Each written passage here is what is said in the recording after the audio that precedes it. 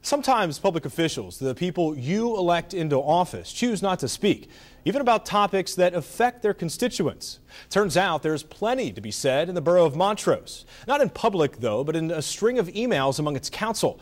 Ugly words about a simple issue that seemingly divided the small town. Now, Montrose council members refuse to speak publicly, but the conversations they have with each other speak volumes. It began here with an unexpected walkout of a meeting, and tensions mounted to this. You pushing me? No. A local reporter shoved in the parking lot, all because of this, a 2.5-foot tall water spigot along a quiet street in the borough of Montrose.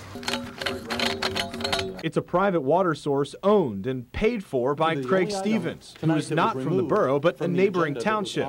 That fact has riled members of the borough council who have grown frustrated privately because Stevens is taking the water 6.5 miles away and providing it to residents in Dimock Township who have long claimed a water supply that's been tainted by natural gas drilling.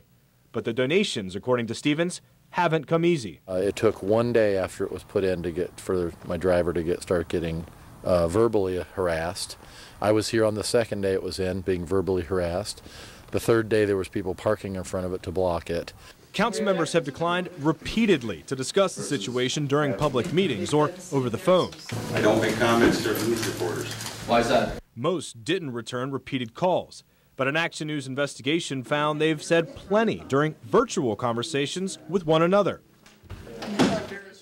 In a lengthy response from Councilman and attorney Sean Granahan to the newly elected Julianne Skinner, Granahan refers to Stevens and others' actions as thuggery and even devilry.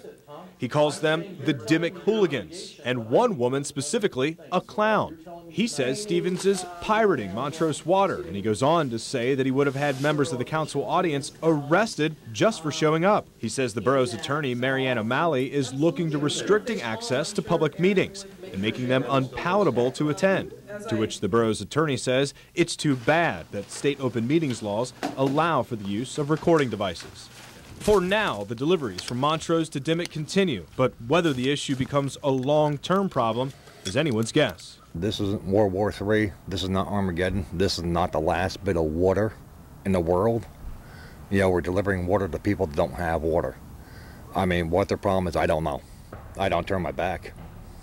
I watch everything around me at all times. I will not turn my back because you just don't know what's going on. You don't know what they're going to do. Now, I contacted each member of the Montrose Borough Council, and once again, none of them had any comment on the emails or the language they contained. The story doesn't end there, though. A right-to-know request for a broader picture of council communications is in the works. We'll bring you that story when the council makes those public records available.